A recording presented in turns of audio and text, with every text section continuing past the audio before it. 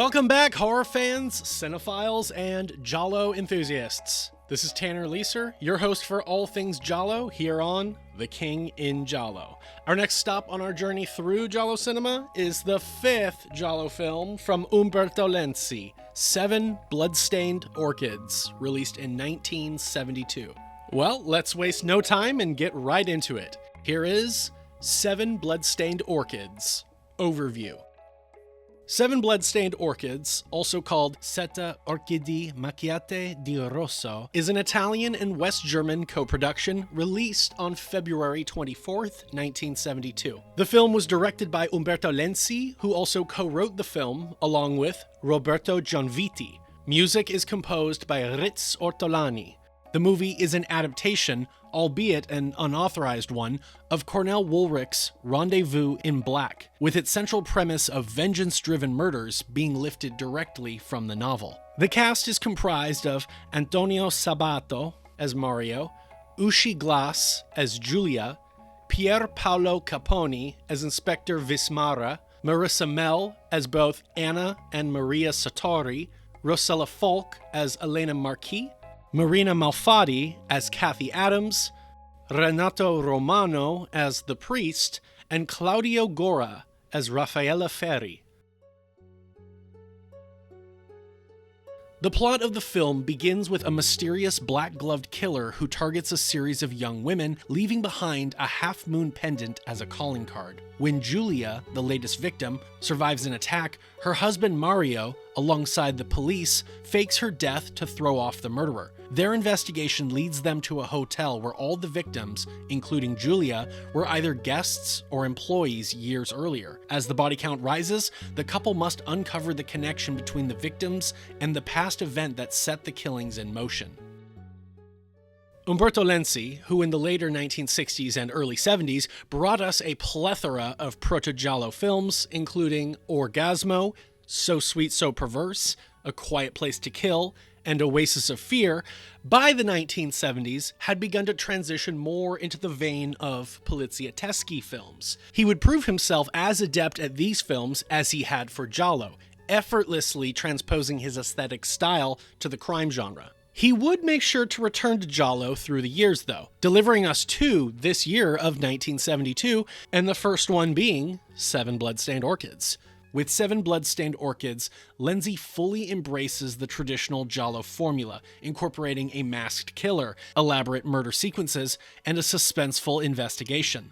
Unlike his earlier giallo outings, which leaned more towards psychological thrillers, this film adopts a more procedural approach, with the killer actively hunting down victims throughout the narrative. The film also taps into a rising trend in 1972's giallo landscape: anti-clerical sentiment. While Lucio Fulci's Don't Torture a Duckling and Aldo Lado's Who Saw Her Die took direct aim at the Catholic Church, Lenzi's film instead targets the Lutheran Church. This decision may have been a strategic move to sidestep the backlash and censorship issues that plagued Fulci and Lado, allowing Lenzi to critique religious authority without facing significant interference. The film is notable for its brutal and varied murder sequences, including slashing, drowning, and an electrical drill attack, a method that would later be mirrored by Brian De Palma in Body Double 1984.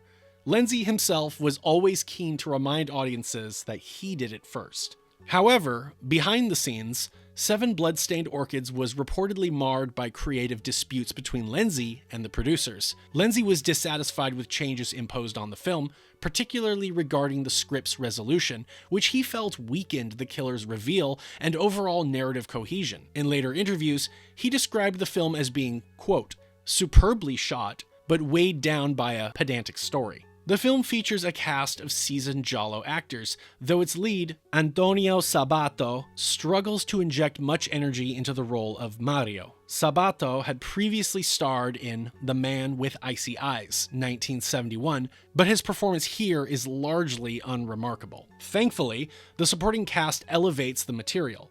Uschi Glas, a German actress cast at the insistence of the German co-producers, delivers one of the film's strongest performances. Glas was no stranger to crime films, having appeared in several West German Krimi productions such as The Sinister Monk, 1965, and The Monk with the Whip, 1967. While Seven Blood-Stained Orchids would be her only giallo, she proved to be a capable and engaging leading lady, something Lenzi himself later acknowledged.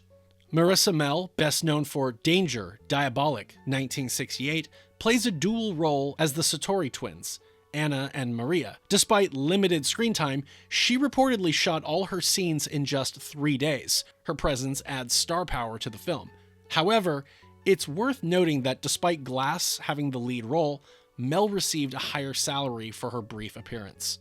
Rossella Falk from The Fifth Chord, Marina Malfatti from The Night Evelyn Came Out of the Grave, and Pier Paolo Capponi, Forbidden Photos of a Lady Above Suspicion, also contribute to the film's strong ensemble. Capponi, portraying Inspector Vismara, arguably delivers the best performance in the film, in my opinion, bringing a level of intensity and focus that keeps the investigative portions engaging. The cinematography, handled by Guglielmo Mancori, is one of the film's highlights. Lenzi dials back his earlier penchant for excessive crash zooms, instead crafting a more polished visual aesthetic. The set pieces are memorable, with one of the most striking images being the red and black paint spilling onto the naked body of Marina Malfatti's character after her murder. Ritz Ortolani's score is another strong element, though some of the compositions may sound familiar. His theme, Why, is recycled from his earlier work on So Sweet, So Perverse. While the soundtrack fits the mood, its reliance on pre-existing cues might disappoint fans looking for something more distinctive. At the time of its release, Seven Blood-Stained Orchids was met with a mixed reception. Some critics and audiences found the film's pacing and investigative focus engaging, while others felt it lacked the flair and excess of more flamboyant gialli. Lenzi's frustrations with the script may have contributed to its slightly underwhelming resolution. But as a whole, the film remains a solid, well-crafted entry in the genre. Over time, the film has gained more appreciation, especially among giallo completionists. While it may not be as widely celebrated as Lenzi's later gialli like Eyeball, it represents an important transition in his career, bridging the gap between his early psychological thrillers and his more graphic, action-oriented output. Seven Blood-Stained Orchids is an intriguing mix of stylish murder set pieces, procedural investigation, and suspenseful storytelling. While it may not be Lenzi's most daring work, it is undoubtedly his most pure giallo, embracing the genre's defining tropes in a way his earlier efforts just did not. Though Antonio Sabàto fails to leave much of an impression, the supporting cast, striking cinematography, and well-executed death scenes elevate the film. The pacing remains strong throughout, avoiding unnecessary padding, and the film ultimately wraps up before overstaying its welcome. For fans of giallo cinema, Seven Blood-Stained Orchids is a worthwhile watch, especially for those interested in the evolution of Lenzi's work. While it may not reach the heights of Deep Red or The Bird with the Crystal Plumage, it remains a compelling, if flawed, entry in the golden age of giallo. Thank you for watching this overview video. As of the time of recording this, Seven Blood-Stained Orchids can be found streaming on Tubi, as well as YouTube and Dailymotion. Stay tuned for my unscripted movie review for Seven Blood-Stained Orchids, as well as the Gialli Tally.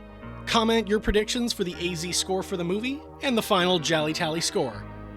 Thank you very much for your continued support. This is Tanner Leeser for The King in Giallo, and if nothing else, I'll see you next time.